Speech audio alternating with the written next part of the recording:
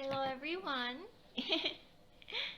Welcome to your Timeless Tarot reading and welcome to your Sirian Messages Tarot reading. And welcome to Project Love Sky, a little series here on my channel where we read tarot, explore intuitions, and connect to the universal energy of unconditional love. And I brought Sugar here to say hi. Yeah. She's excited too. So before we get started, I just wanted to say thank you to all of you who have been supporting me, who have been, watching my previous videos, as well as, leaving super nice comments. I really, really appreciate all of your feedback. So thank you so much. And let me put her down before we get started into talking about the Sirians and a little bit on who they are, the things they would like me to share with you, and the tarot reading afterwards, okay? Go ahead, go rest. She's like the mascot for the Sirians because the nickname of the Sirius star, if you didn't know, is the dog star. So she's my dog star. She's my little dog star. Thank you so much. There you go. You can sit there. She's just gonna rest right here.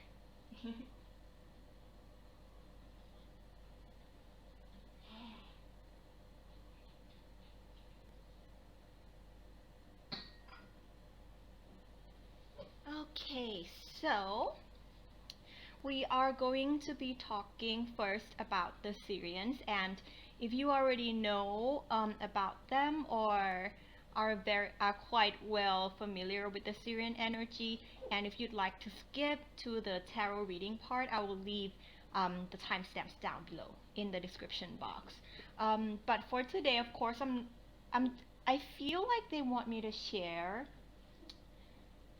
some of their information that they kind of brought forward for me when I was doing the research. So if you stick around for that, there may be some messages or pieces of synchronicity in there for you that could be helpful to your current energy. Oh, and before I get started, I'd like me to say that all of you can do anything or whatever that I do here on this channel in terms of co-creating and connecting to right, she agrees. In terms of connecting to the universal energy of unconditional love, because we all have that direct connection, right, with Source, with Mother Earth, and with our star collectives and our ancestors. So let anything and everything I do here be just one exhibit of that potential that we all have, that innate gifts that we all have as human beings to co-create and connect with the universal energies, okay? So, the Sirians. These are the notes I've been taking. Where are the Sirians? There we go. And thank you for understanding, like, my dog would probably bark from time to time, like she does it. Sometimes she, I think she's doing it on purpose because I've been getting this message specifically from the Sirians to pay attention to your connections with the animal kingdoms or your pets, your animal guides. And for some of you, you may already have that special bond with your dog or with any other kinds of your animal friend, right? And given that the name of the star is the dog star, their first messages that they wanted me to relay was that you have this ability to like have awareness of the messages that comes with your animal guides, your like the man's best friends, right? Your dogs, your cats, your birds, and because like I feel like I heard it from Abraham Hicks that these, like the beings of the animal kingdoms, they are very receptive to being messengers, because they have a certain different kind of perception that we humans may not have. They are very pretty much in the flow with the universal love all the time. So in that sense, um, the universal energy may choose to work through your your animal companions, your spirit animal companions, to redirect you, to point out a certain direction that you may need, that could better benefit you in terms of what they see in the bigger picture, right? When you know, in terms of what they see from the perspectives of the overall puzzle picture that um, we may not see at a certain time or a certain energy that we are in. So that is the first message that comes from the Sirian collective, is that be very aware. And like, if you've been doubting this, they're saying, nah, it it's happening for real. Yeah, for real. Like, you're like in a Disney movie and you talk to birds, you connect to animals, you connect to your pets. um there, it's just a confirmation from them that you do have this gift. If anything, we all have this gift. And our belief system, it depends on our own belief system whether we allow ourselves to explore. Let me put down the volume. I think it peaked a little bit. It depends on our belief systems, if we allow ourselves to explore that realms of possibilities. So if you've been considering, or if you've noticed some behaviors or some signs coming from your animal friends, they would really highly recommend you to open yourself up to that possibility, and maybe finding out more how that could work for you on your spiritual paths, because um, you do have this connection, and the world is like a big Disney movie for real. That's what they're saying. And I feel like that's, let me let me tune in with them a little bit.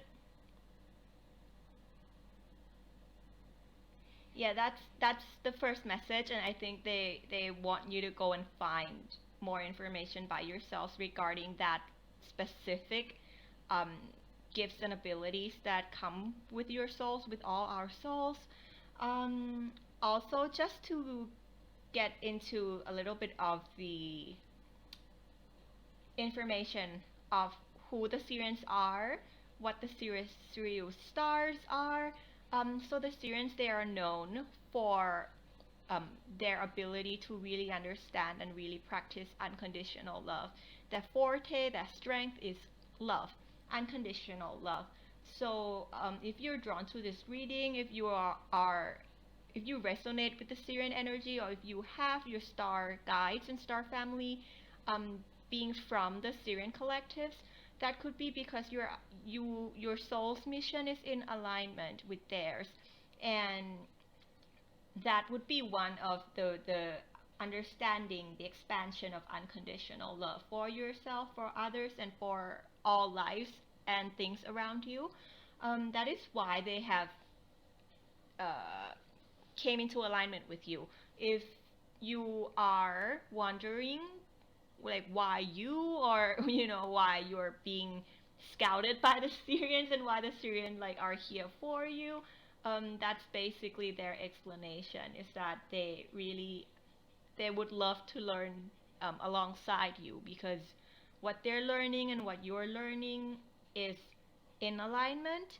And also they may have some experiences and understandings of the energy that we call love, um, that could be helpful to your journey as well. So it's like a co-creation where you exchange um, these knowledge as you grow together with your collectives.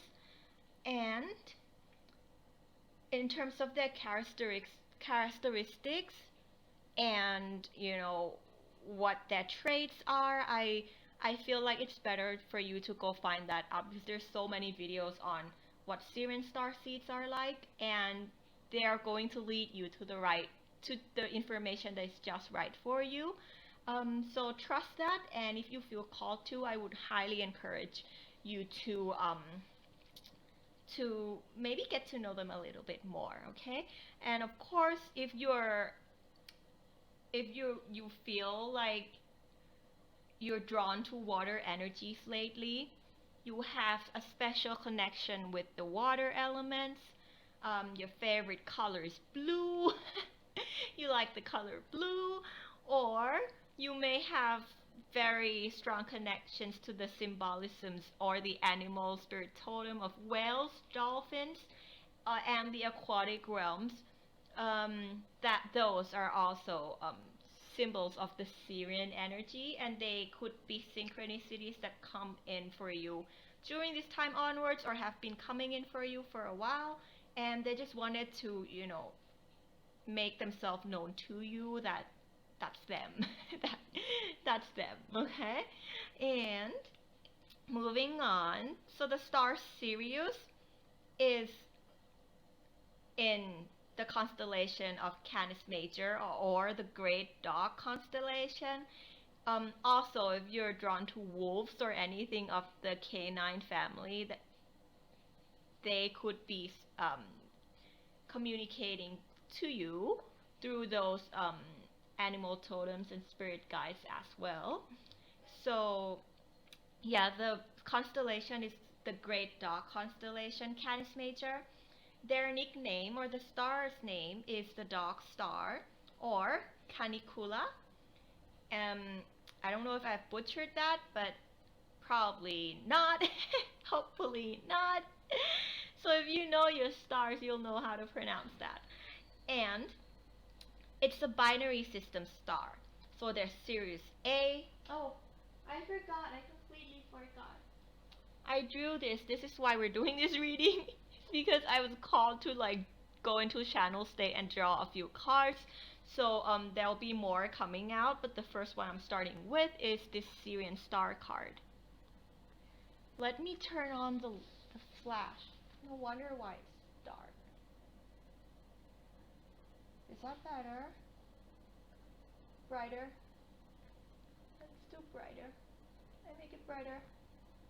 Yeah, that's better. Cool. So I drew this card.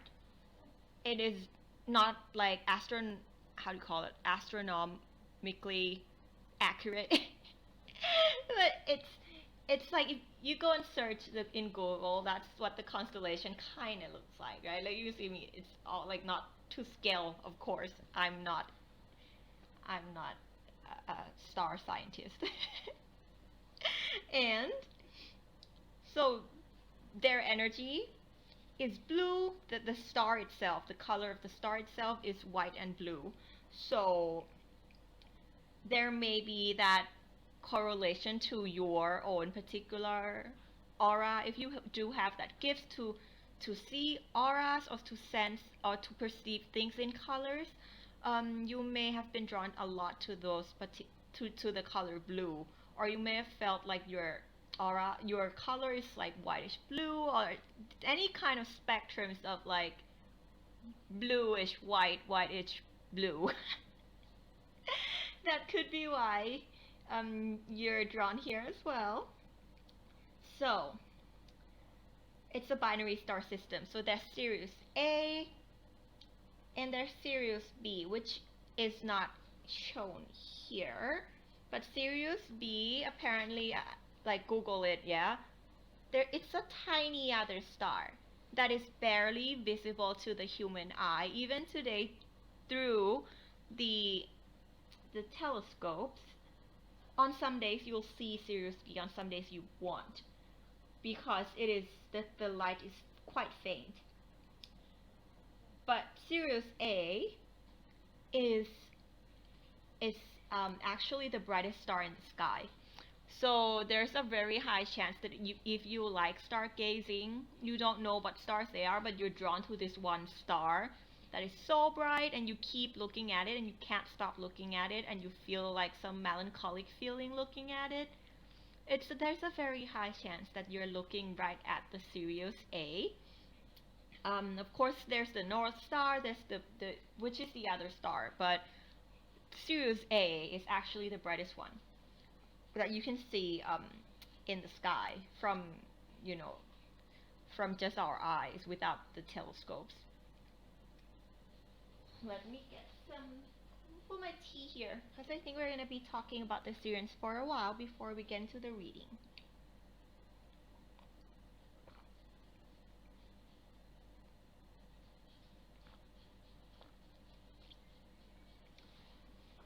So, the word Sirius in Latin, it means glowing or a scorcher. So that obviously comes from the fact that it's the brightest one in the sky. But they wanted me to like point out that for some of you there may be a very bright burning passion or our desire to ground a certain manifestation that is so strong that it's like a constant scorcher in your heart. They're very grateful and appreciative for those calls to service that you devote and you commit yourself to. And that's why they're here for you today as well. They want you to keep following that bright light and to keep that scorcher burning brightly in a way that it gives warmth to your heart. So watch your fire elements. They're bringing in the water elements because maybe it could help you a lot to balance your fire and water elements at this time.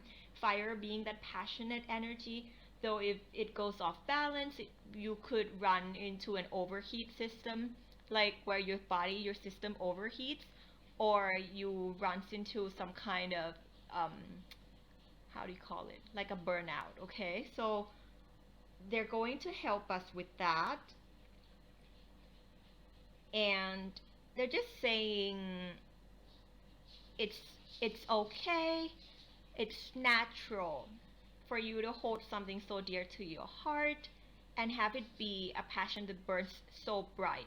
But how do you work with that energy, that intense, strong energy that you have within you in a way that is healthy, in a way that brings alignment and balance in your energetic system, okay?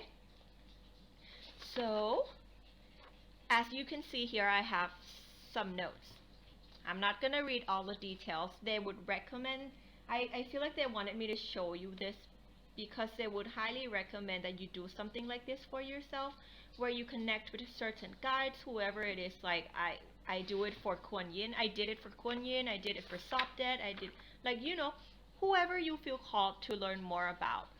Of course, you can listen and you can like watch videos and find information on your own terms.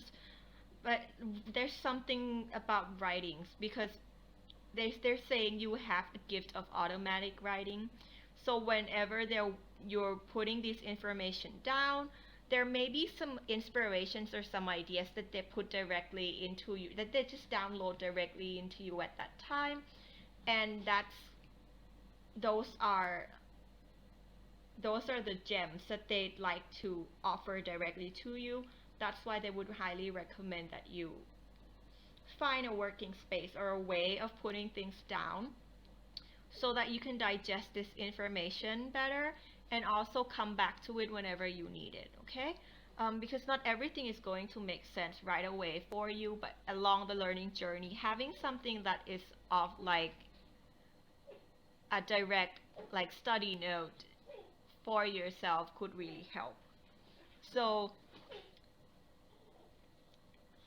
I've been called to relate to the Sirian energy and many other starseeds energy and the ascended masters as the ones who go by many names, because that's truly who they are. They're the one who goes by many names. Now we know them as the Sirian because of course we have this perspective of starseeds, and we're learning with them through this map of the world that humanity has collected in a form of starseed concepts. Before there was anything like this, and who knows, moving from this point in the future, you may have a different map of the world. but you're here because they're the same energy, who they stem from the same source of unconditional love, and therefore they'd like you to see them in that sense, that they're just the ones who go by many names, and they have gone by many names before, and they might who knows what other names they will be referred to in the future, right? So they wanted to ask you, like, what's in a name? That is for someone very specific. What's in a name? They've gone by so many that by now they just know the true essence. And whoever calls to their essence, they will recognize that calling. But what's in a name? Because that may be something that you're thinking about or have been on your mind for a while. So they'd like to see how they've been working through different ages, through different times, under so many names, like an undercover agent that they are.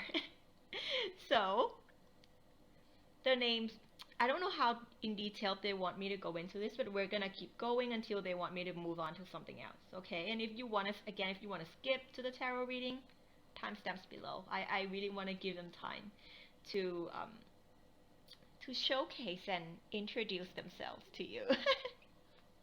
Alright, so Sirius, that name, it was first recorded in the 7th century in a poetic work by Hesiod. I'm not familiar with this work. And the poem is called Working Days, right? That was the first recorded name of Sirians, like Sirius, the star Sirius. The star, the energy being identified and recognized under the label Sirius. Okay, so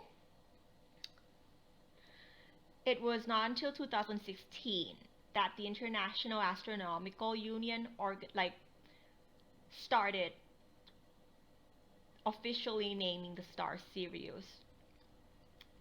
And we'll get into the histories of how the star is discovered in a little bit. It's very interesting. And they just wanted me to mention that through time, there's been many cultures and many civilizations that work with their energy that may or may have not identified or recognized or called them by the name Sirians or Sirius. Those are just a few. Al-Habor, one in an essay. Margavyada in Sanskrit. At the same time, that represents Shiva. It has connections to god Shiva. Lubahaka, again in Sanskrit, as the hunter. That I think it's repeating. Yeah, and Lokabrena in Scandinavia. Of course, there's also the Sobdet in Egyptian or Kemet spirituality, Sobdet or Sothis. If you've been working with these goddesses, specifically these two, like they're the same ones that go by the same name. So in ancient time, the Egyptian worked with the star Sirius, and they personified the star as a goddess, first naming her Sobdet. And then, Sothis. I'm not sure which one, how she came to have two names in terms of Sobdet and Sothis. But she was worshipped as the goddess of the inundation of the Nile. So like the Niles would flood every year, right? And it brings new fertile soil onto the lands. So that's why they worshipped Sirius, because whenever the star Sirius appeared in the sky, they knew that the flooding was coming. And she was worshipped as the goddess of fertility, goddess of like harvest, regeneration, those qualities associating to helping their agricultural works. And later on, she merged into goddess Isis. So you may also have been working or connecting with Isis as well. So as time goes by, they decided to merge Sotis or Sopdet with Isis to become, a part of her energy. And of course, there is the Dogon tribe, who pretty much is very well known for worshipping a god or an entity that comes from the star Sirius. I'm trying to sense if they want me to get right into the Dogon tribes. Is there anything else here?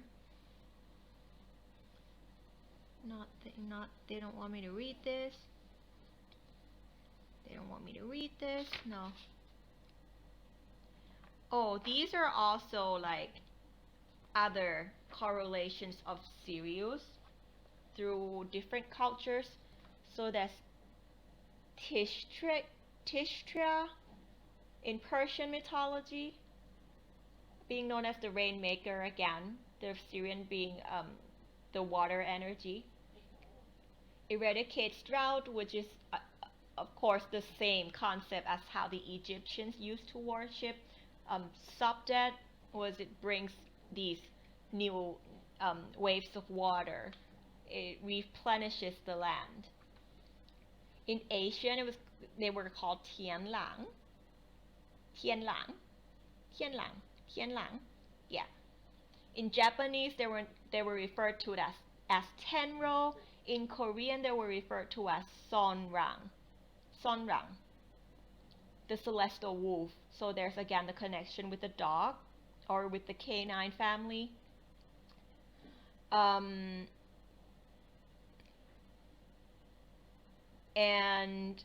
I'm trying to see. They're depicted in China, in ancient Chinese, as they would be associated to the symbol of bow and arrow. And in Egypt's Temple of Hathors, the Syrians were also associated to those symbols, having bow and arrows. And of course, in Persian, the exact same thing, bow and arrows. So, same energy, different names, different cultures.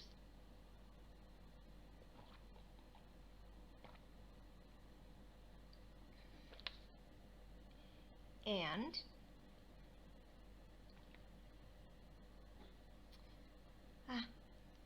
they want me to go get something. Wait a second.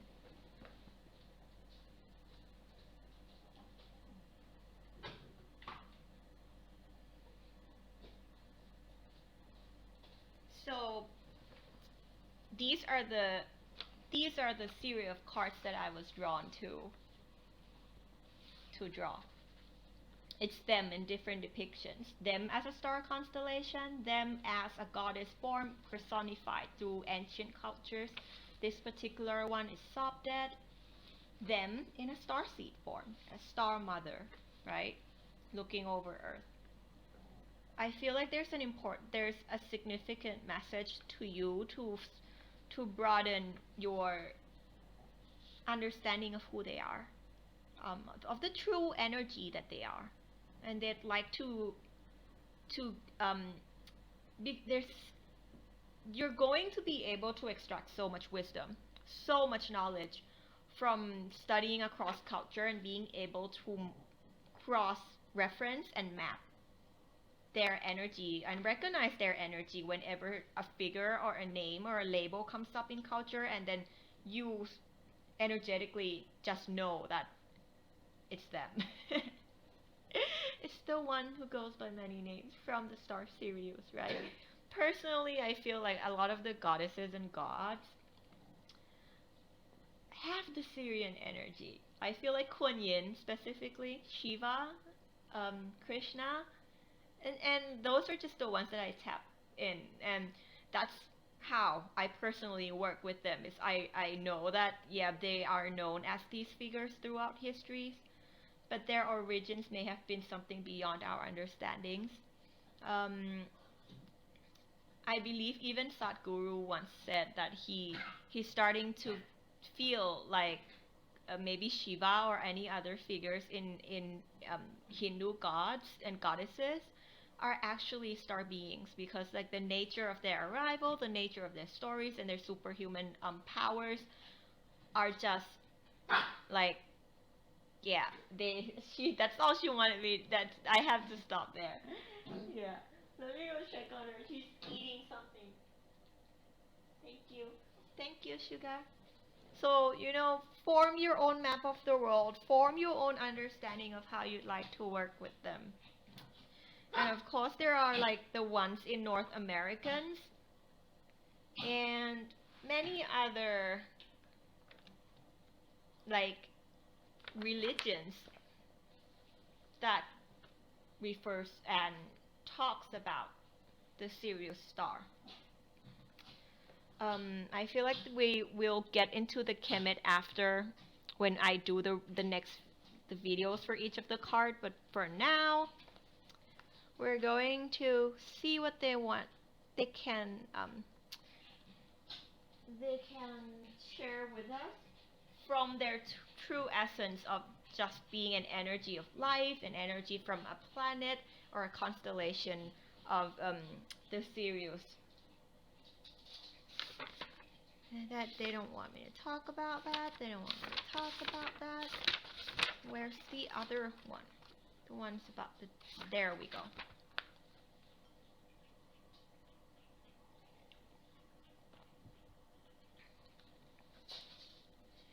So,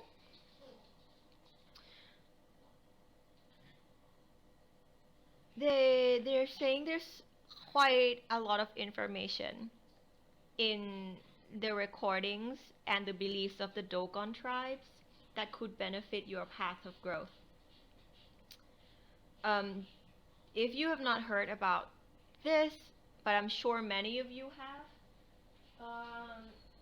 even if you have heard about them, they'd like you to maybe look into more depths now, go into more details about that, because now you understand the connection, you understand the correlations, so you are already at the state that you're going to be able to decipher what's being left for the Dogon and learn it for yourself. For you who have not heard about this, apparently this tribe worships a god or gods that they said came from a star specifically Sirius A. And at that time, like anthropologists were not not anthropologists, like scientists were not able to find it because the telescopes were not that great, and they couldn't find it.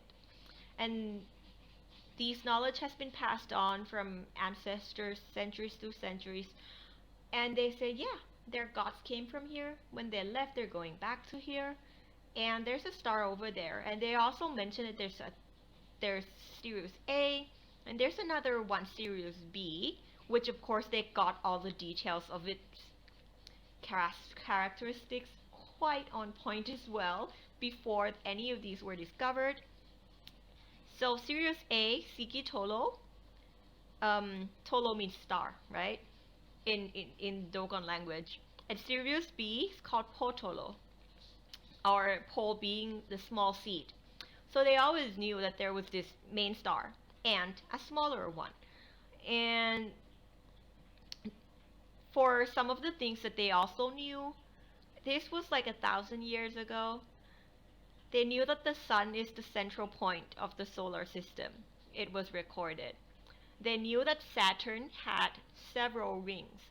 They also knew that Jupiter has like many moons, multiple moons, to be exact 4.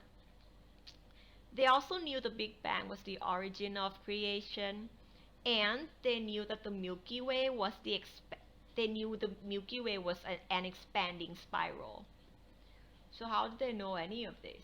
And scientists were like investigating this ancient stone, right, that they found in 1931, and they kept asking them like how to come to these knowledge, and they're like, my Sirius God told me pretty much that, like everything they know, their gods from the star told them.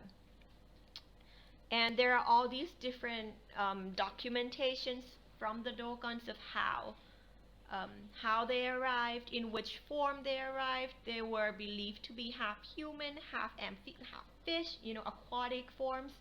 How they arrived, how they left planet Earth, and that before they left, they told them they're going to leave and go back to Sirius. And also, in this ancient tablet, there's another star, a third one, called Emeyatolo. It has not been discovered, it has not been found. So, who knows? They might find something similar to this again, because they've already got it.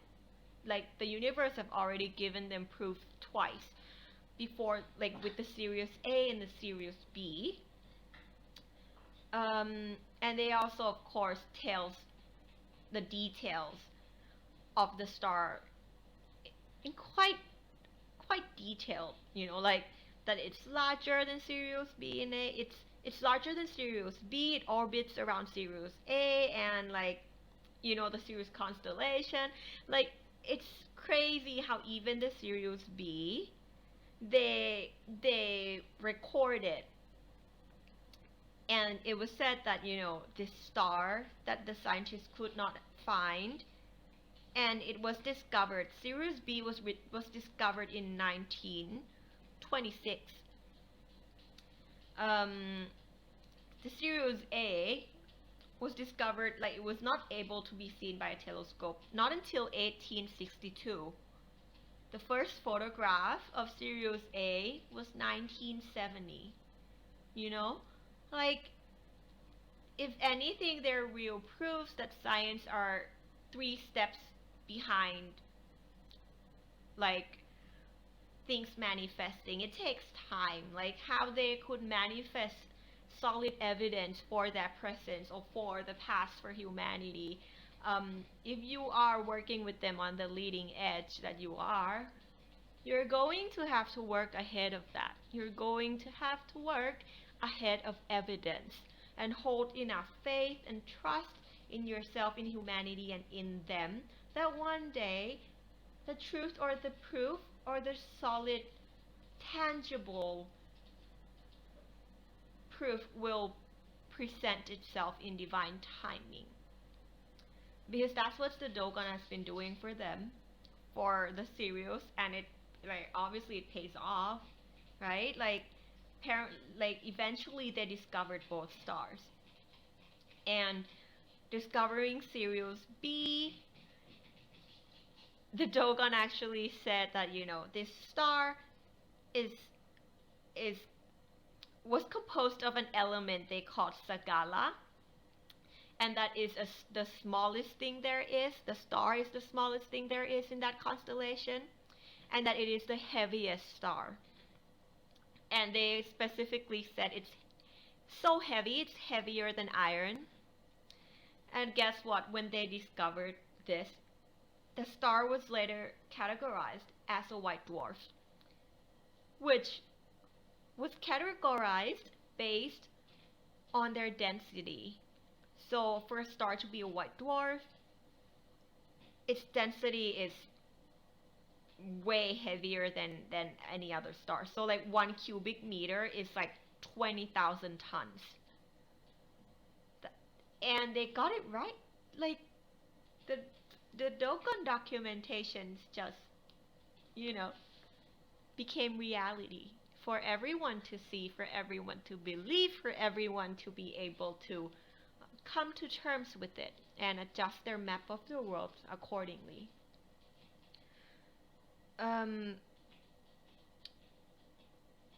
They're saying that maybe how you have chosen your calling is to work ahead of time. Time's a construct, and they'd like you to work in a way that,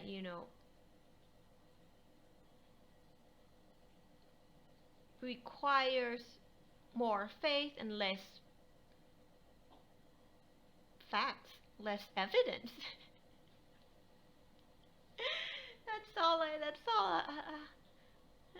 That's just the best way I can put it in words. Like they relate with that energy. More faith, less facts. um,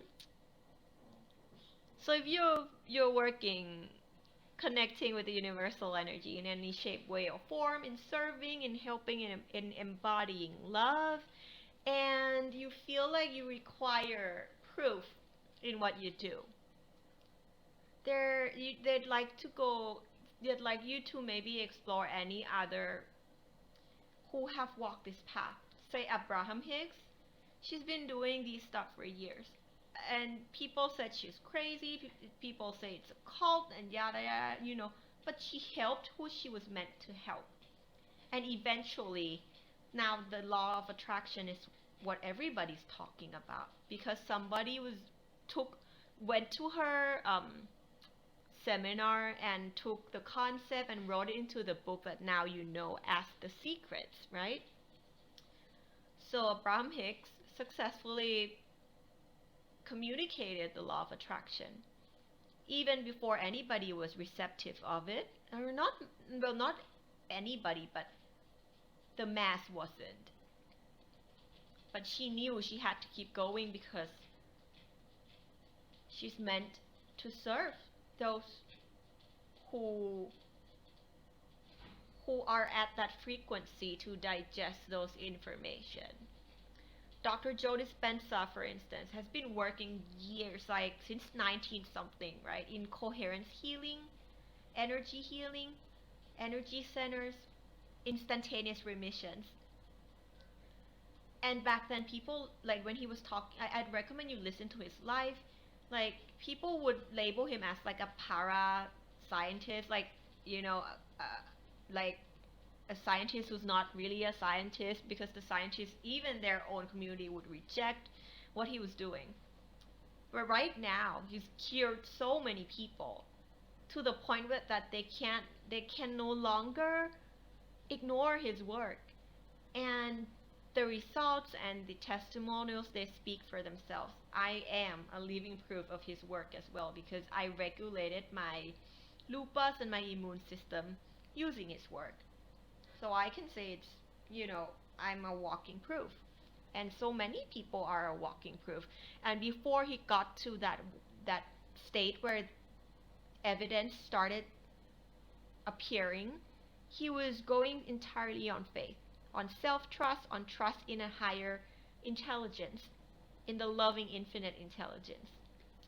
And now he has scientists from like universities inviting him to be guest speakers, scientists working with him to understand the roles of proteins, and like COVID, which they just did a research and were able to identify a protein that has a very important role to play in how a person could, get the coronavirus, and how people who meditate or practice self-awareness and those who do not have these different levels of this specific one protein, that for some reason the coronavirus was not able to go into the cells, and they could only enter the surface, just stick on the surface. It's not just his work. He's working with outside outsourcing scientists, so it's become this whole team. And now scientists are working with them to bring more, to finally try and understand why what he's doing is working. And that's how proof came about, right? In terms of scientific knowledge, in terms of what happens to the cells, to the chemicals, to your epigenetics, neuroplasticities, like all those different things. And there's so many more that had to pave the way. Your path is one of a way shower, one of a person who's meant to pave the way. You're meant to walk where nobody has ever been. You're meant to walk a path that has never been walked before.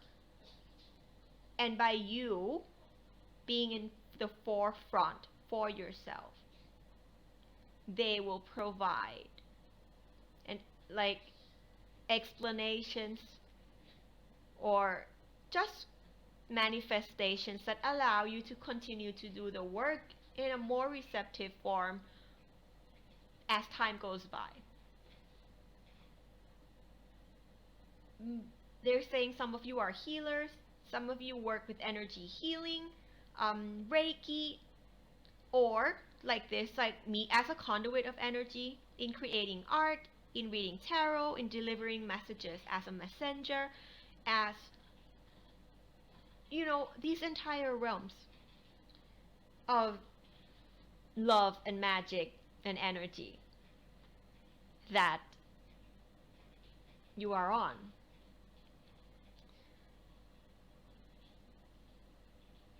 They're saying have faith, young one.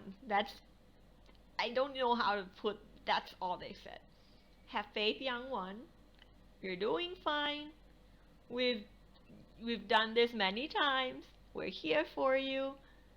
And you actually have done it many times. You just forgot because you're here on Earth. And in terms of young one, they're referring to your current avatar, because your soul is not. You're an old soul. If anything, you're eternal. But what makes you young and what makes you feel like you're not to a point where you have grown enough is that it's just the more you connect, the more you remember. That's all they say. The more you connect, the more you go forth, the more you will remember. And then you'll know exactly why this mission is just right for you. This mission is yours. You can handle it. Yeah?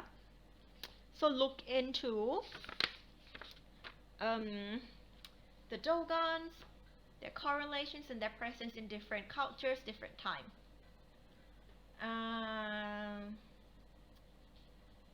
Do you want me to go into this? Like, seriously, it's very detailed. I didn't think I was going to be telling anybody about this. These are my personal notes.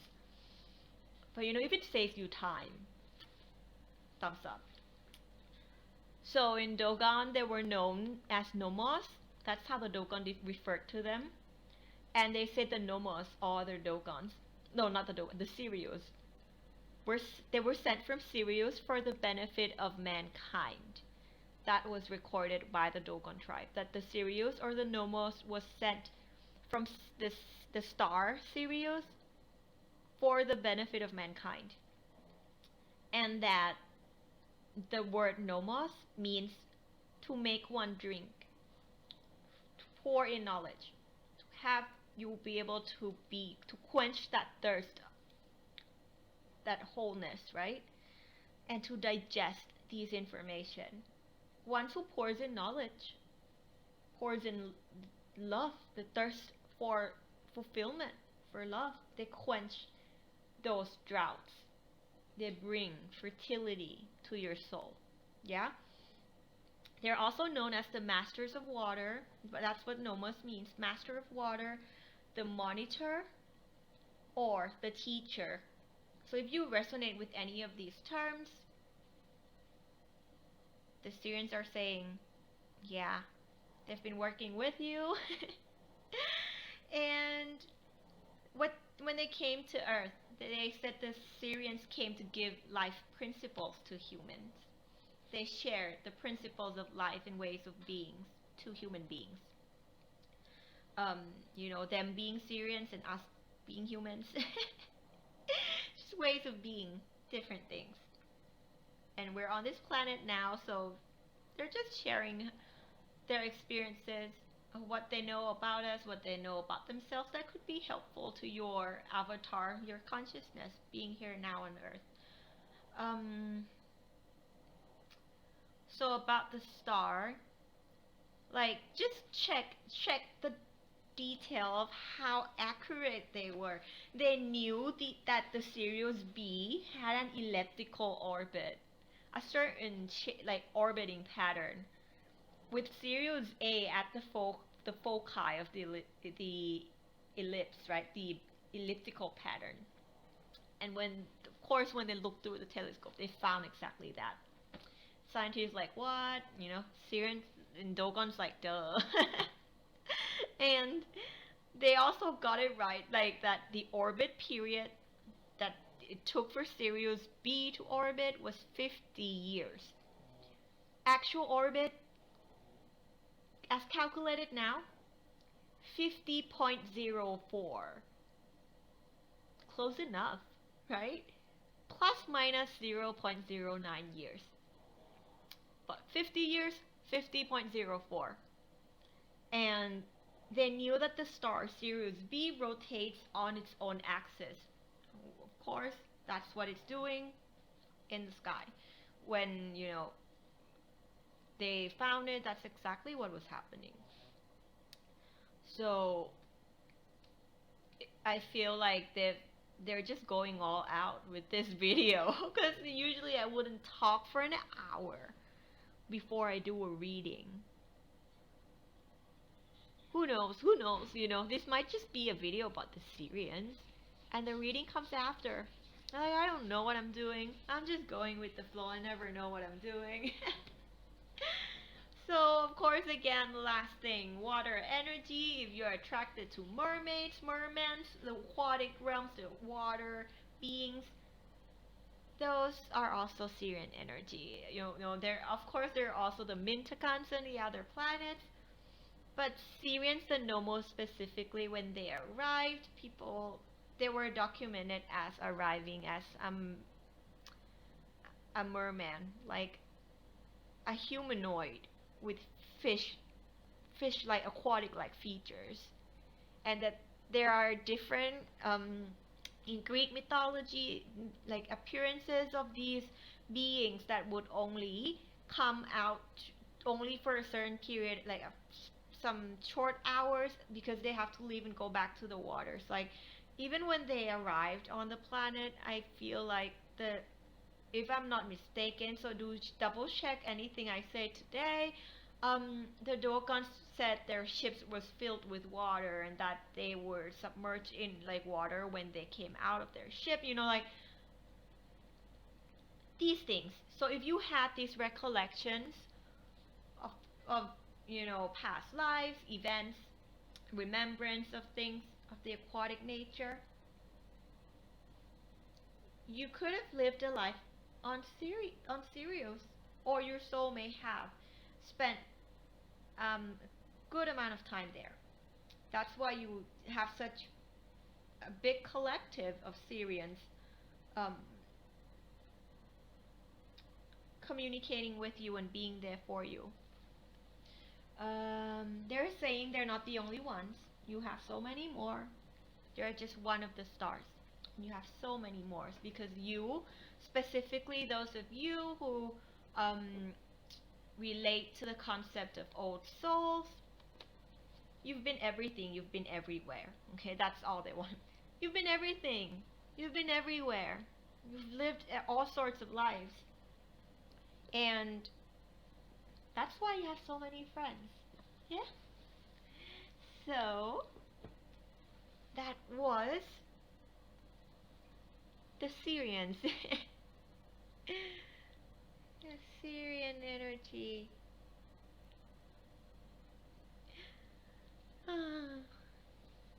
They're so lovely. Every time I connect with the Sirians, I'm like, thank you.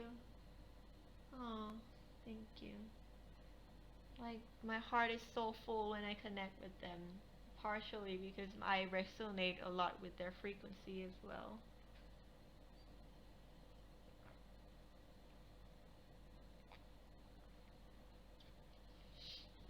So we've been going on for an hour.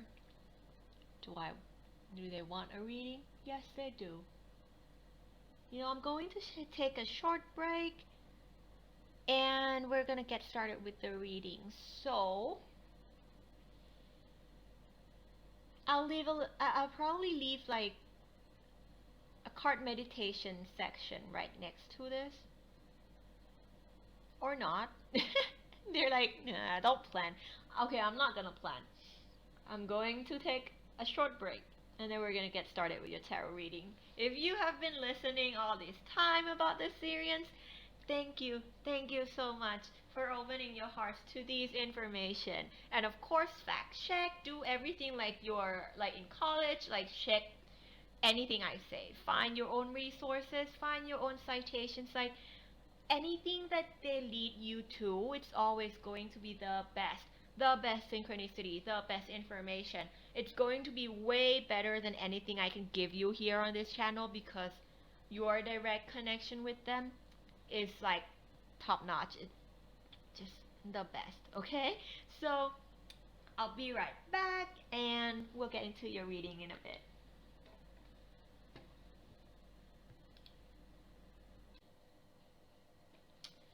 Okay.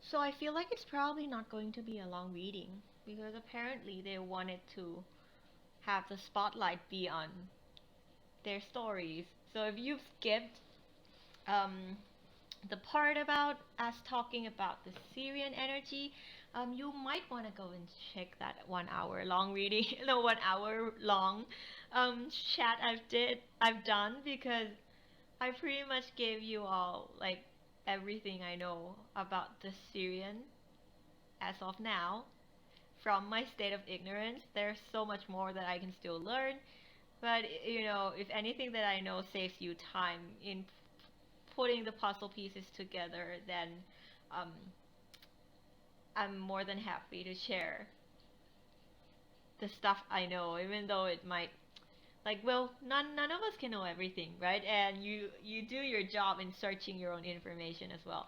So if there's any other like interesting points about the Syrians, you can leave the comments down below.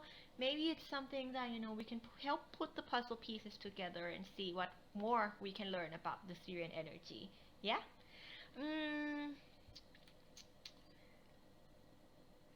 Which deck should I use? Sure.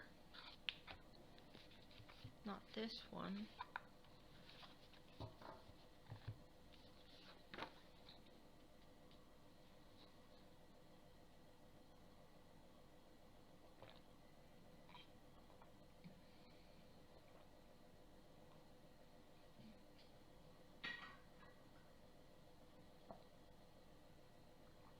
So of course, if you skip the beginning, I would always first like to say that the way I work is I open myself up as like a channel of communication or an energetic conduit for the universal energy of unconditional love.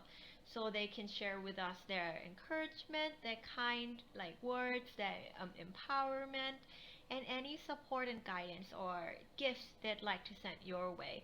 And anything I do here is just an example and one exhibit of the human's full potential, the full um, capabilities of human beings, that we all have the innate gifts to connect with the divine, to connect with the universal energy of love, and to receive guidance or co-create with them to bring about any manifestation or create our own life as the creator of our own realities, right?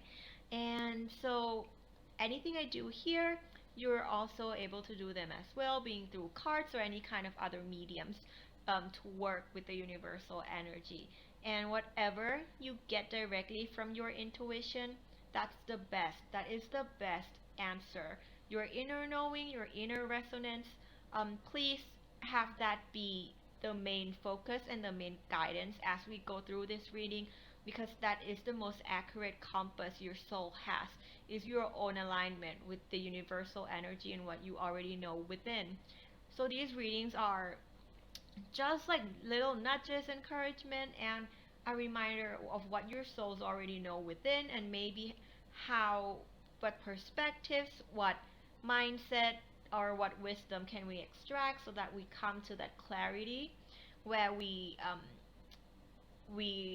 can recognize the answer that you have within your hearts. Okay, we're focusing on the present moment.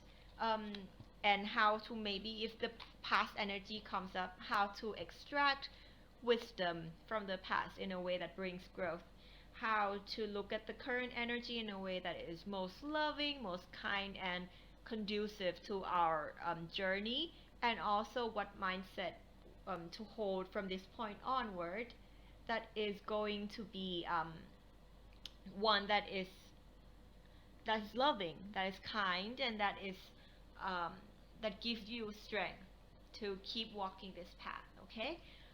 Let me check first. The camera was, it was lacking a little bit. That was weird. That was weird. Okay, I hope the camera doesn't lag too much. I don't know why there's a latency. Usually it doesn't happen. What's going on, Source?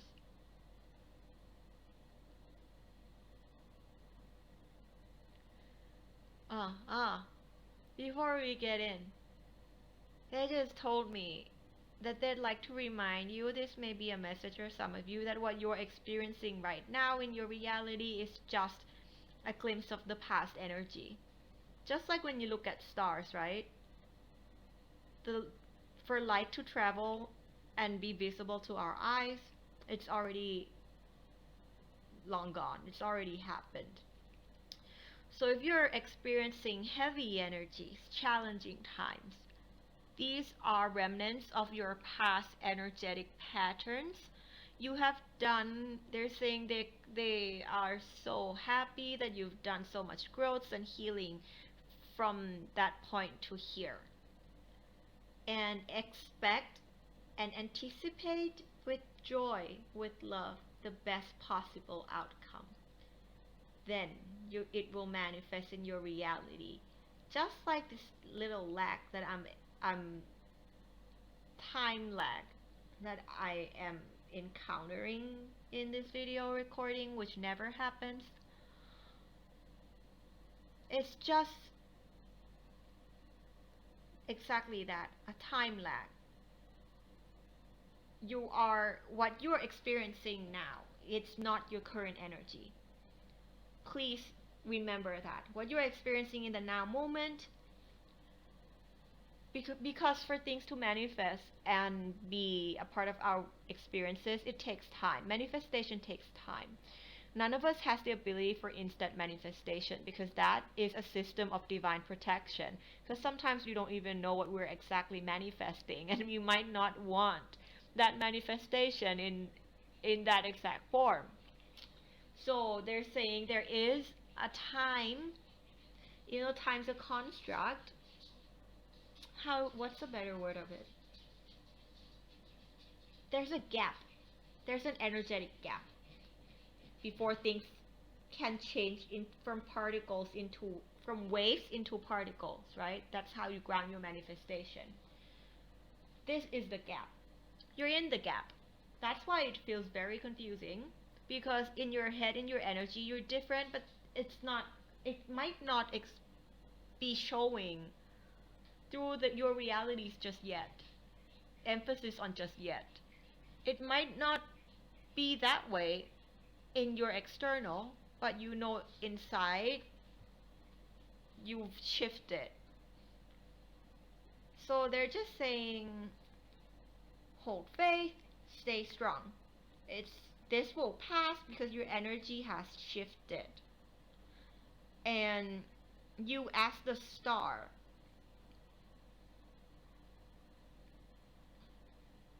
there's things about how other people see you.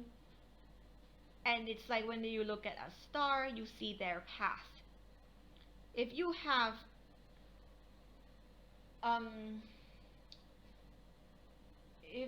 family members, close ones, loved ones, who are finding it challenging to look at you for who you are, or to celebrate with you, to be in joy with you as you are, that's just because when they see a star, they're seeing its past. When they're seeing your light, some of it is blurred by distance, it's blurred by them being in a different timeline, or it's blurred by a vision they have of you in the past.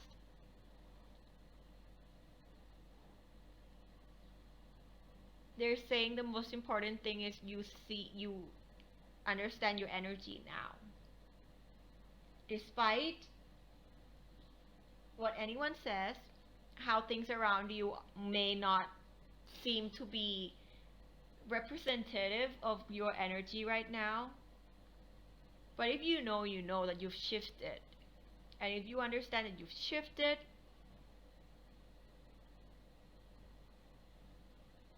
then you must understand that that reality that is still in the vortex is materializing.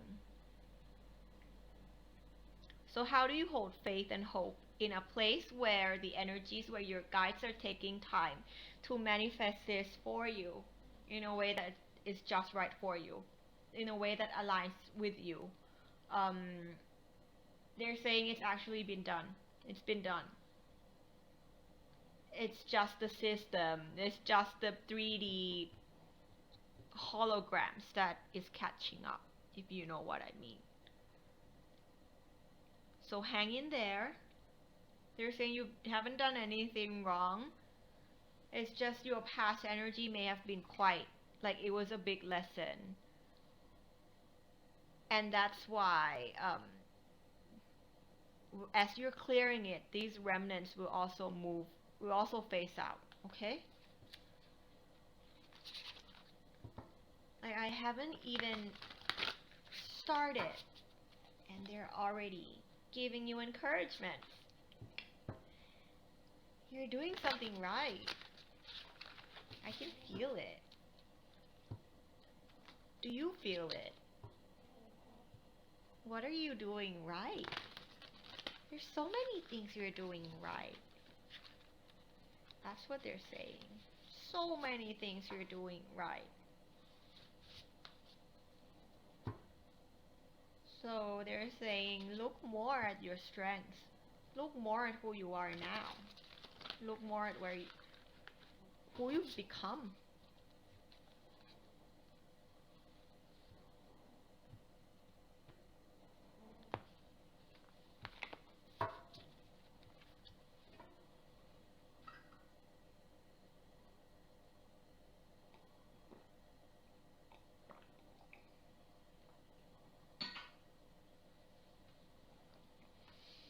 Okay.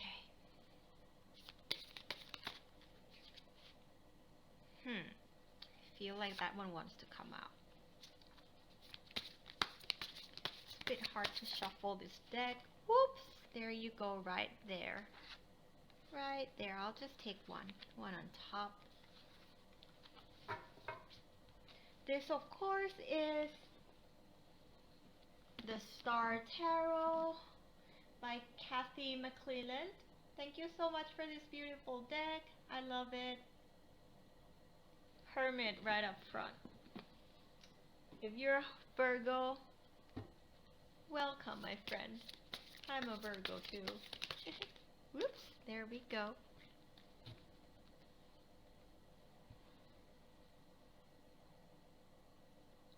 That's weird. They didn't want me to move that card. They're saying it belonged there. Like, there. Which is weird. How am I gonna read like this? You mean like, okay, like that? Yeah. Yeah. They want more cards before I continue. So many stars. So pretty. Which one? This one? Cosmic Dancer?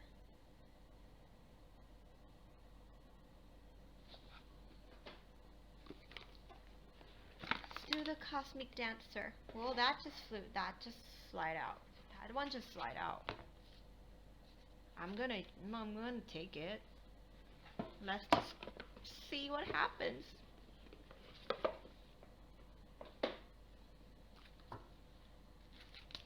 Oh.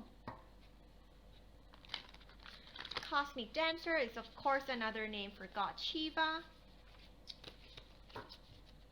maybe you are working with some of the Hindu gods, Shiva, Krishna, Ganesh, who else? His twin flame, Radha.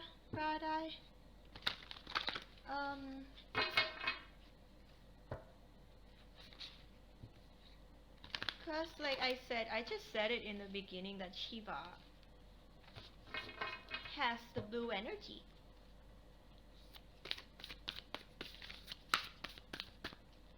That's very, very familiar to the Sirian energy.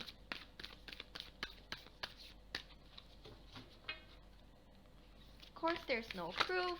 That's just how I feel. Devote, right? Like at the beginning of the video, I was talking about how devoted you are. And they really wanted to thank you again. That was the first thing they said before I started talking about the Sirians, before I started the readings, that you're so devoted to this path in co-creating love with them, and they admire you for that.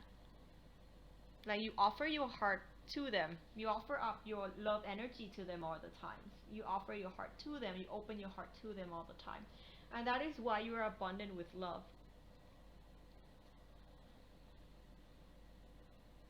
No matter what's happened in the past, they're saying, if you look back, you'll see how much abundance you have in terms of love. Self-love. How much more self-love have you been able to harvest and grow for yourself? Now that was a big time lag. What's going on with the recording? Because it looks normal. It looks normal. This never happens. So what you're experiencing now is the energy of the past, giving that major lag.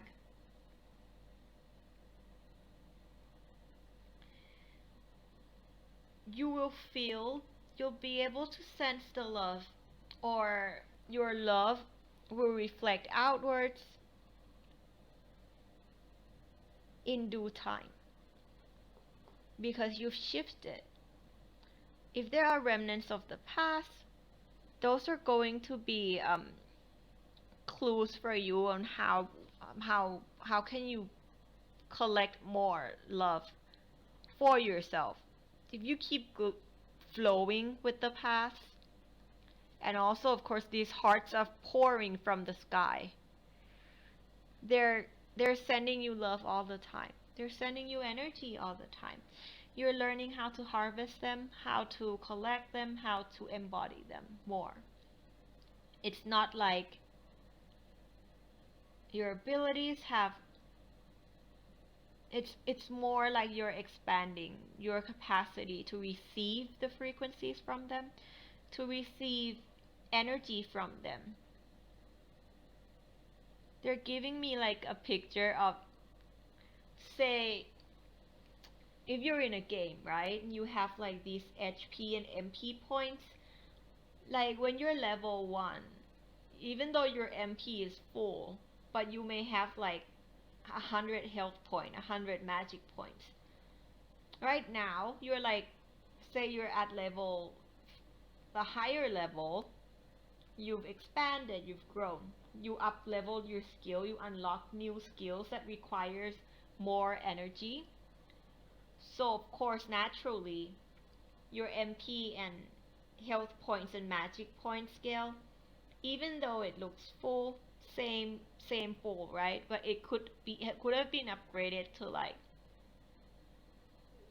50,000 or whatever, you know? And when you feel your energy is low, it could be low, but on what scale? I mean, before, if it was low, it might have been like 5 points left, but now when they're low, they're like 10, you still have like 10,000 left, something like that. I don't know why they're giving me this analogy, but they're saying that's what you're learning to do, because the stuff that you're doing now, the co-creations that you're doing now requires new skill, like you unlock new skills. You know, I had this card on the altar. It's been on the altar for a week. I didn't know why. You unlock this, okay? You unlock some new skills. And when you're in a game, when you unlock new skills, it requires higher HP points. And sometimes you use those new skills with when your base level hasn't been able to catch up. You use like one skill and then you drain your entire HP or MP gauge. You drain your entire MP gauge, right? That's why you felt tired, because you've unlocked some new skills that use up so much of your energetic force, while your they're saying the way to sustain these new abilities is more inner growth. Level up. You ascend so that you're able to hold more energy within, to receive more energy from them, to download or upload energies from Mother Earth, from your star friends. Because these new skills you're using are like, they don't want you to drain. Like, of course, like in a game, sometimes when you use one skill, you can keep pumping some potions, right? And that will regenerate like instantly, so you can keep going. But it's not sustainable. Like, eventually, if you're like out PvEing or something, and then you don't have those magic potions with you, or you ran out, what are you gonna do? You know, the only way is to increase your overall MP. How do you call it? The pool, your MP, the magic points pool. Some of you are gamers, man. Like, why else would they want me to talk in this language? I mean, I gamed a lot in my life. Since recently I stopped gaming because somehow it doesn't align with me. Couldn't find a game that's loving enough, and like I still have fun playing it. But I do have this skill to talk in gaming languages now. So they're helping you. These, whatever happened in the past, is only going to help you be able to extract and hold more energies of love and shine more brightly without those magic potions, without like, whether like, of course meditation helps, but are you gonna meditate all day? Like, when you use one skill and then you're down, and then you're gonna have to meditate for an hour.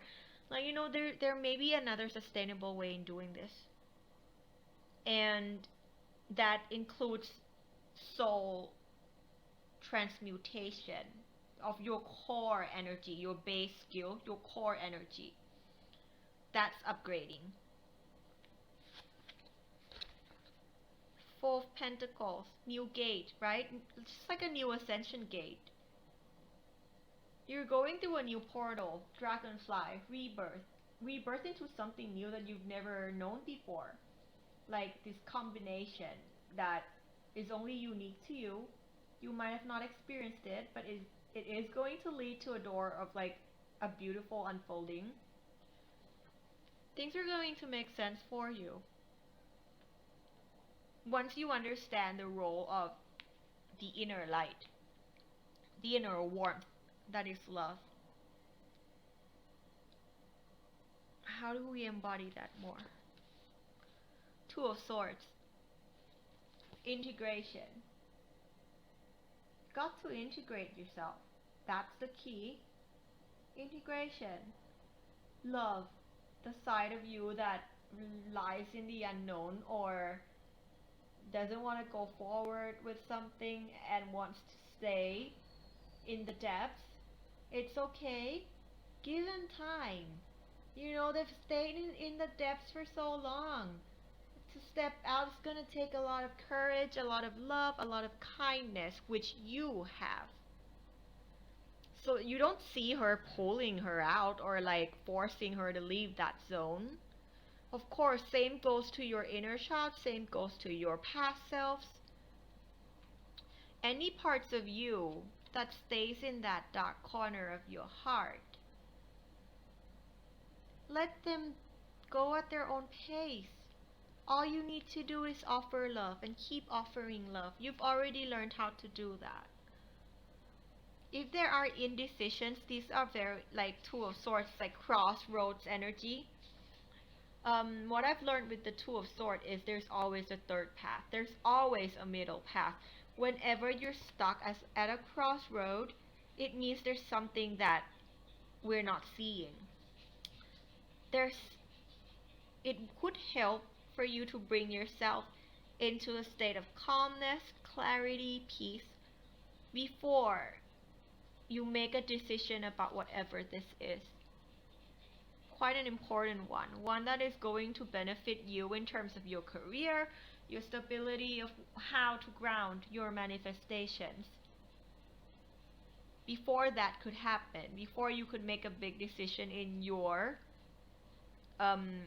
the work that you do in terms of materialistically having it take shape, there's some wisdom you need to extract, and this wisdom's going to come partially from your consciousness here, your higher self, your inner self here and now.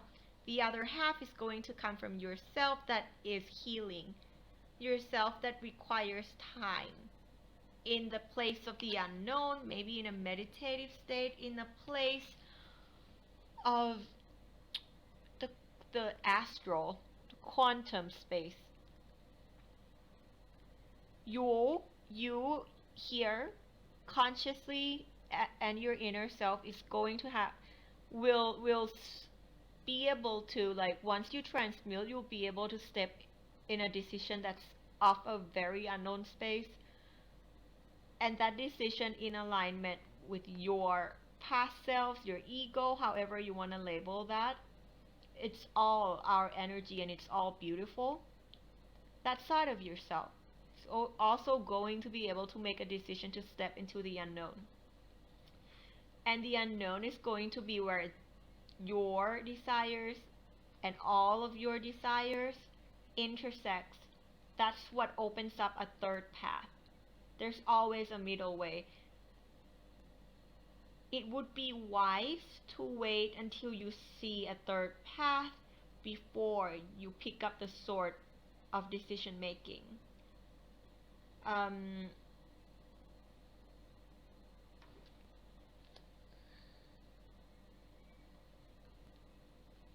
This one? Okay. Be fluid, right?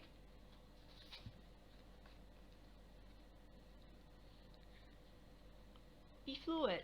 Again, mermaid, the Sirians just making themselves known. Also here, the water energy. You're floating in the stream of energy, in the stream of consciousness, streams of love, streams of the heart, the open hearts. Again, Sirian energy. Sirian energy. We were talking about how they're related to the merman energy and the mermaid energy. That the Nomos, when they first came here, were described as being half human, half fish, half human, half aquatic. Blue as well.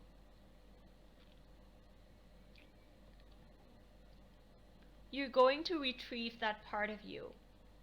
And this retrieval, going into the depths, into your subconscious to retrieve something, is going to give you a clue. It could be very helpful to dive deep and give yourself time to dive deep, not to do anything specifically, but to meet that part of you and offer love. Just meet it, hand out some love. Give some love. That's all you really need to do. And then you'll come full circle.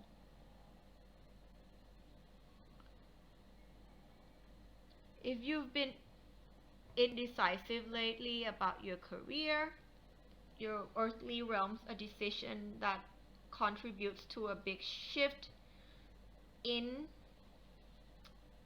what you're doing with life in human form here, in terms of like action wise, it could be wise to, they're saying there's a reason that you're hesitating. Trust that. If if you feel like there's, you haven't gained clarity, or you're in a place of cloudiness, you're at a crossroad, it feels restrictive, it feels resistant, take that as a clue, because once you retrieve this inner child piece of yours, it, for some of you, could be inner child work. Once you retrieve that, the flow is going to resume itself.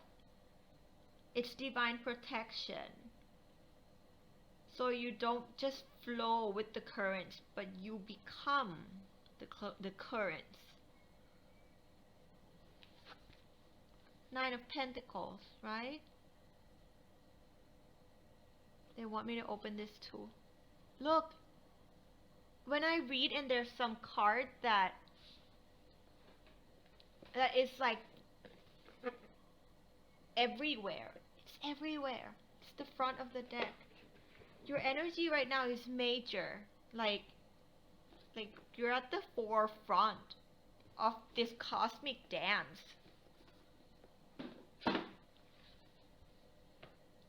You're like the lead dancer energy.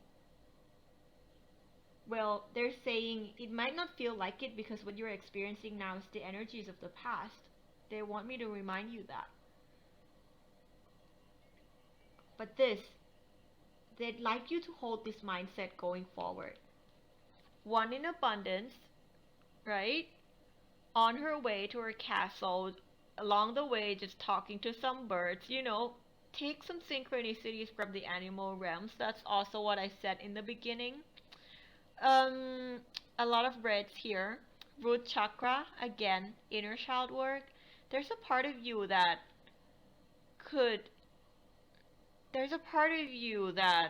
once you wear that cloak of red,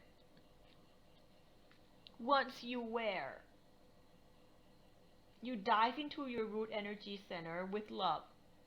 Not like targeted, but just go into the love energy and send love to all of you, including the root of who you are, which is a lot of inner child work. You're going to start to see this energy being in your reality, being in, like they say, it's already in. You just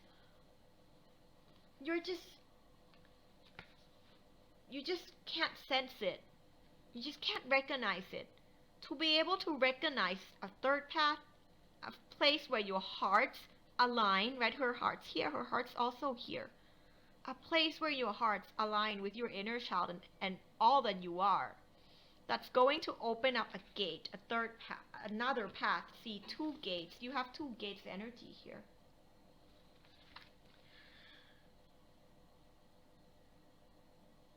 Just go in and offer love. Offer love, right? Offer. Oh, I just saw that the word is offer. I've been reading and chanting. I haven't seen, and they keep offer, offer. I'm like, what offer? Offer, yeah. Offer love. Oh, thank you, universal energy and spirit. Thank you, Sirian energy. Love to your root chakra, love to your third eye. And this in a way where it's like, of course, when you work with energy, there's no need to really target and control which energy center takes in the love energy. Your heart is just a regulator. It will regulate wherever it needs to go, just like stem cells homing. And the mindsets that could really help you is to remind yourself how your inner child would be so proud of who you are here today. And what can you do to be more proud of your inner child? What more of the the beauty and the nurturing, beautiful self of your past, can you recognize? Can you recognize that? Like, what more can you recognize in them that brings out their true beauty? There's so many flowering aspects of who you are today that was contributed to them. Just go in and say thank you. Yeah? Like she's thanking this bird and like nurturing it. Go in with that energy. You flowered, you blossomed because of all of who you were at each given phase of your life, including the ones that are in the corners right now, in the dark right now, the ones that may have or have not made themselves known to you, those aspects of you. You are flowering. You emerging as a star. It was all thanks to them. That's how the Sirian would. That's just how they would advise or recommend you look. Look at everything. Look at your journey. Look at who you've become. And if who you've become here opens up so many opportunities for you to be more of who you are, to be more loving, to be more fluid, to share and serve and give more to others. What else can you give to those past selves? Because they deserve the recognition, they deserve the respect, the honor, the love, the sweetness, the kindness, the nurturing, the gentleness. They deserve all of that. You deserve all of that. All versions of you. Only you can make that offer to yourself. And it's a very sacred offering.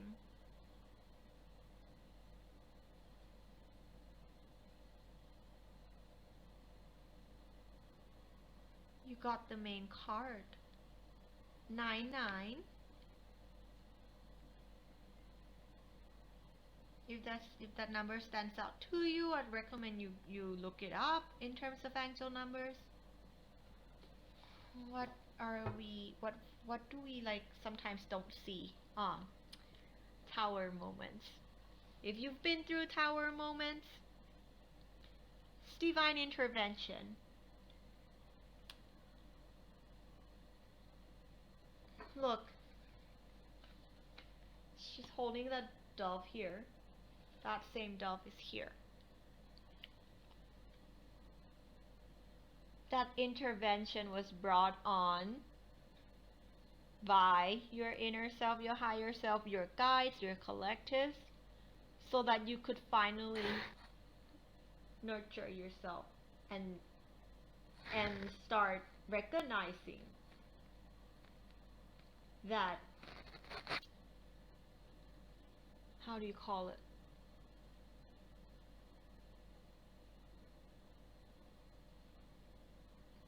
They're just saying peace, inner peace. If you have been through, you felt like something was a tower in your creation, in your work is, if it feels stagnant, it's divine intervention. So you can turn inward and initiate that offering of love to yourself. Be fluid at this time.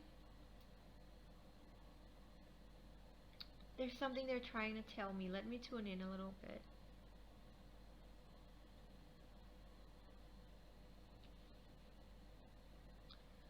White doves. Love. Doves represent love, and the Sirians are the energy of love, right? So they're saying maybe this is a manifestation that The tower moment happened so you could know how to love and appreciate yourself more in all states, in all your true forms. When you're fluid, when you're giving to yourself and others, when you're devoted to your own hearts and others, when you're at crossroad, when you're stagnant, when you're confused, when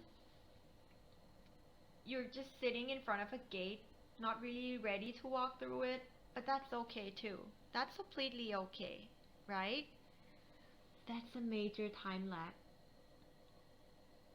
That's a major time lag.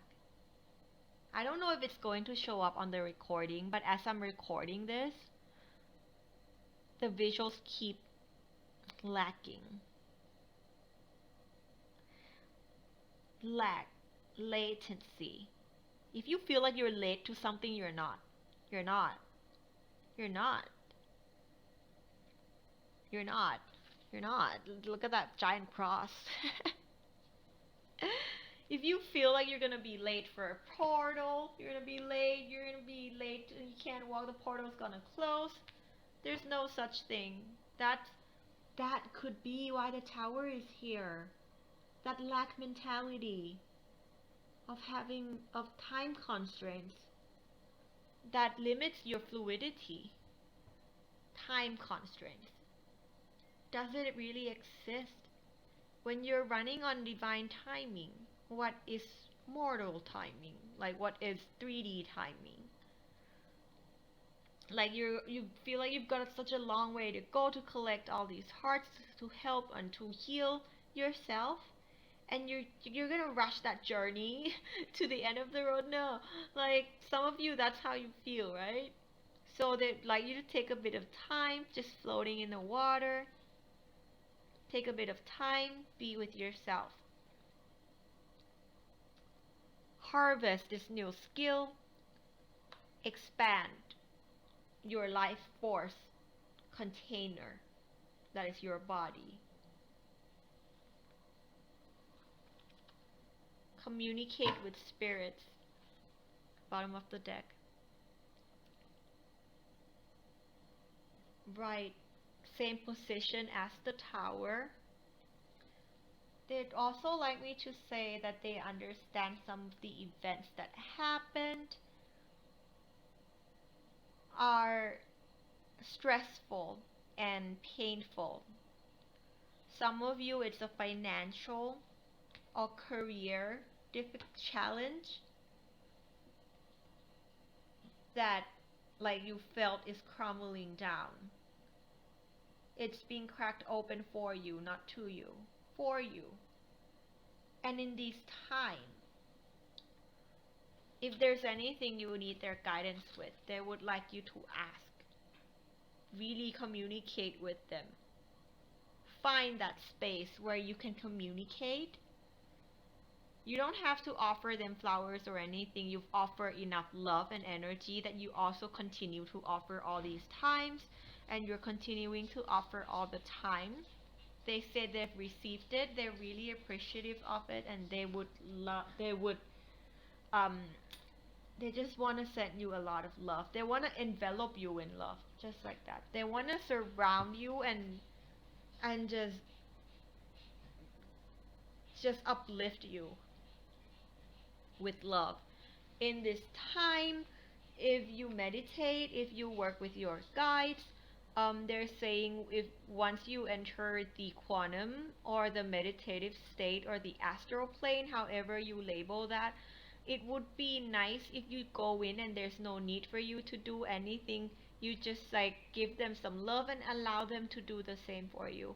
Allow them to circle around you with love. If you've had those visions of the healing circle where you're in the middle and then these light beings are around you and then they share with you their energies, that's what they're asking. They'd like to orbit love around you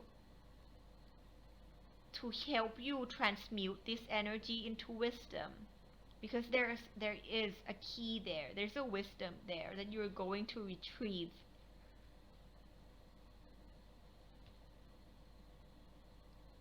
1010, 2810, 991010. If you feel called to any of those numbers, look it up. There may be some encouragement in there for you. Water energy, making themselves known so clear to you. As the mermaid, as the water.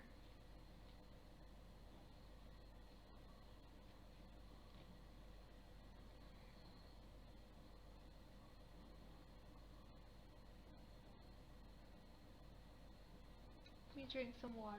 I'll check if they want to keep going.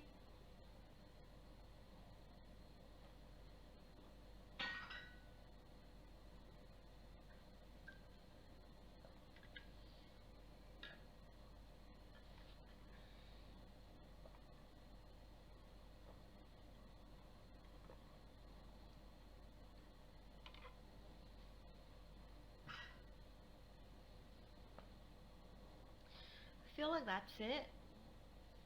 Okay, they want one more. One more from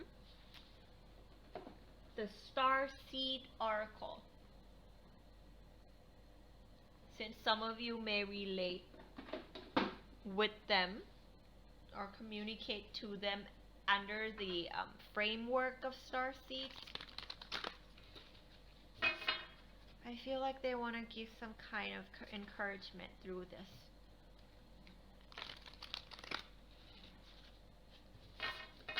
Again, this Nine of Pentacles, sometimes the last threshold, and they say you've cycled through these lessons before. This time it's in a more delicate way, or one that is of the higher frequency of love, but it's the same lesson of abundance, appreciation, and lack mentalities. They'd like you to offer that lack mentality to the divine.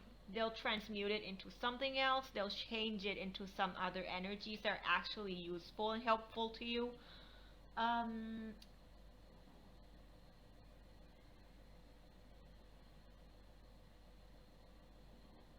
It's strange how they don't even want me to talk much about the tower. They're just saying, shift your energies to the solutions. Shift your energies to what is good, what is abundant, what is your strength, what is your happiness, and let go of the past. Offer it to the divine.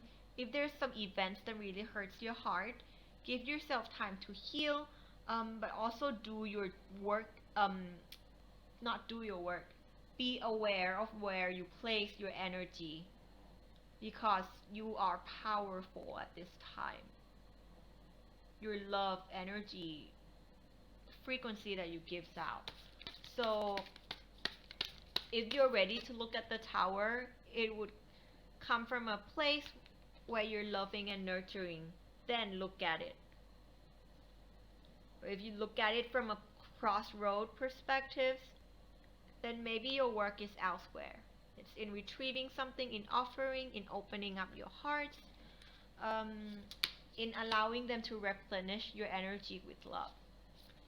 Receive from them.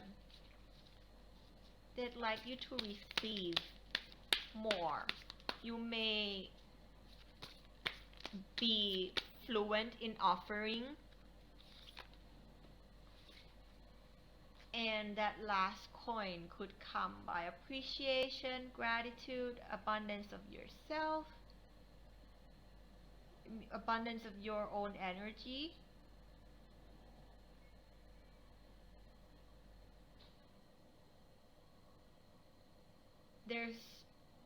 They're letting me know there's something about the balance of the give and take that you do that brought about the tower moment. You know that what that is for you. They're saying I don't need to explain it because it's going to be different for each and every one of us. But there was an off balance in the way that you give or the way that you receive. Maybe. Like if you want to give a lot, then you are going to have to allow yourself to receive a lot too. So can you offer that chance for yourself?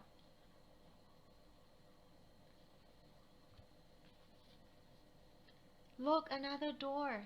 You have 3 gates here. 3 gates. Exciting time. Your energy right now is just the remnants of the past. You're well on your way. Called soul gifts and training. It's time to step up, right? Like I said, ascension gate. Thank you, spirits. Thank you, universe. Ascension gates. They're holding this portal for you. It's not a time limited portal. And they're saying, if anything, no portal's ever time limited. It's our human selves that like to believe that we're gonna run out of time if we don't do something about something, and then we're gonna miss our chance. What is yours will always be yours. There's no taking that away from your soul, from your mission. They're helping you walk through this gate at your own pace, in your own time. Look, she's in that pink robe. Same robe. Same dress. You.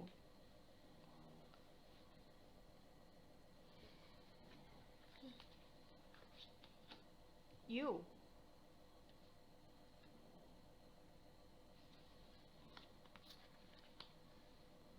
Called.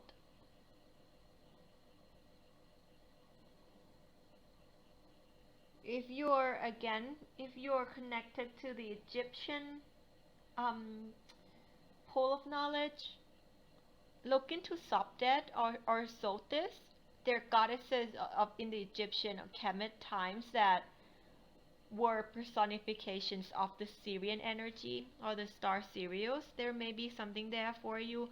If you'd like to maybe listen to a little bit more about them, I've also talked about them before the tarot reading, and there are many other videos out there. They're saying they'll lead you to the one that is your piece of information, so trust in that. If you're, again, it's just a confirmation of what we talked about before we started the tarot reading. If you work with Egyptian deity, if you work specifically with Isis, know that Isis, before she became Isis, the goddess Sopdet or Sotis was actually merged into Isis. So instead of being a separate entity, the Egyptians decided to represent those energies through goddess Isis as one. So if you learn, it's either way, right? Either you're connected to Isis and you need to learn more about Sopdet and Sotis, or you're connected through Sopdet and Sotis and need to learn more about Isis, because like we talked about before, they're the one who goes by many names. So what's in a name? Sopdet, Sotis, Isis, and there's so many other names that we talked about. It's the content, the extraction. Be fluid with it.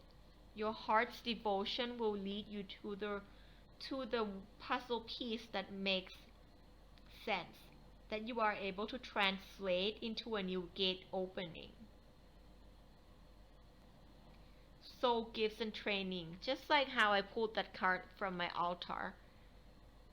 You're training for another initiation, not initiation. Your initiation's been ongoing for a while. This second one is, at least for some of you. But these new gifts that you've received requires an upgrade, like we were talking, an upgrade in who you are, for you to be the portal of the cosmos, for you to be the conduit of this energy, and fully embody walk in and out of that space with ease. That's why they're here. You're training.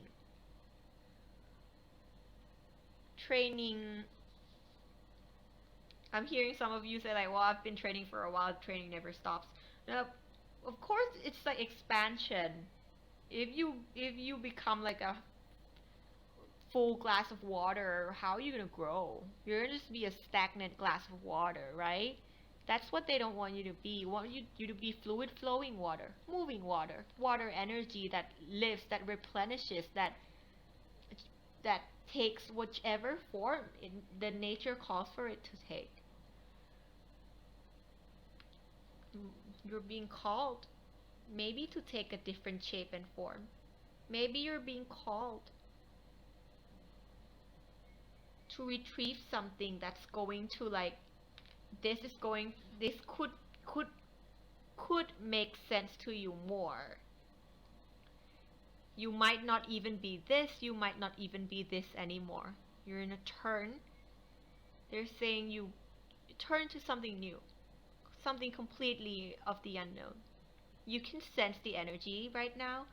You can get a glimpse of that energy of your embodiment of your future self right now.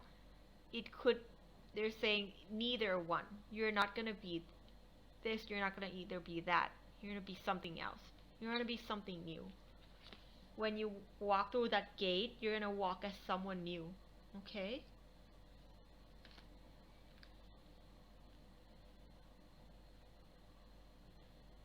I feel like that's it. No, they want one more. One more. Quick one. Then I'm ending this reading because I'm hungry. When I use a lot of energy, I get hungry and thirsty. Speaking of water, I drink a lot of water when I'm channeling and doing energy work.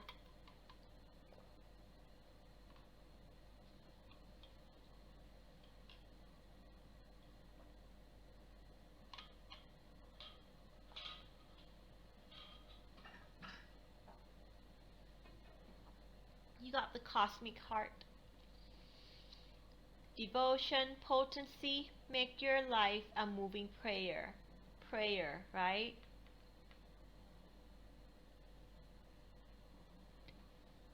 I'm still shocked. Sorry. I just saw my face. I'm like, I read it, but I didn't recognize that it says devotion and it's devote and it says devotion here as well. Can you see it? You're so devoted. You're so devoted. They just wanted to thank you again. If anything, if you feel like you're not doing good enough, like offer that back to them. They're like, they want to take that from you. You don't need that energy. You're so devoted. Do you see how all your beautiful creations, do you see your beautiful unfoldings? Do you see who you've become? Do you see all the beautiful sides of you? You see all these potentials and gates that you're able to manifest. Do you see how you've walked through the fires? How you've like tamed volcanoes? Do you see it? How can you see it more? You know, like, how can you see the beauty in yourself more? Because they see it. Devotion, potency, make your life a moving prayer.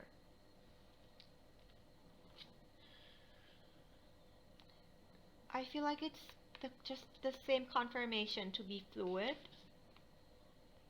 Prayer as well. Communicate with the spirits. You can ask so much more from them. You offer an offer, but you don't ask. You can ask so much more from them. On a daily basis, they're saying that they're there for you and they'd like to be there for you if you're open to receiving. Whatever praying means to you, right? You might not even pray in traditional forms, but in terms of asking, communicating, connecting to them, and being opening yourself up to help. Again, that's a good trait to have to overcome our toxic or imbalanced masculine energy of not wanting to ask for help. Learning how to ask for help, standing like strong on your own while receiving help, and knowing that that is true strength. Redefine prayer for yourself. If you're not from a religious perspective, like I am not as well, I'm just being open to receive anything, right? And I find myself also having to redefine what praying means to me, because I've been used to like understanding prayers from the Buddhist perspectives, and for some reason it just no longer resonates with me. Then I'm going to do this work as well. I'm going to also like learn alongside you and figure out what could praying mean to me now that I don't pray in that form anymore, you know. um there's just so lovely in a way that when I relay messages, I give and I receive at the same time. So I receive these learnings alongside you. So thank you for allowing me to learn and go on this journey alongside you, where we grow and learn and extract wisdom together and learn together in this space where the energies are co-creating and um, communicating with us. So yeah, communicate, ask. She's having that robe again. It's like you everywhere, all over, wearing the same thing. What does it mean? Adorn your temple, that's what I hear. Wear whatever you want, do whatever you want, represent yourself however you want. Once you find that, there may be new versions of you coming online, okay? Whew, that's a lot of energy. The Sirian, they're very loving, and at the same time, I will level up myself so I can contain more of these energies for you and for everyone. Thank you for being patient, and thank you for opening your heart to this channel. I am so grateful that we're all here together and that our paths crossed and aligned. Your energy is so sweet, so kind and loving. Turn that inward. Go into that space and turn all of that inward. Let yourself elevate in love that comes from your heart and love that comes from them, from the universe. They love you so much. They love you so much. This was tough love, right? In times that they needed to intervene.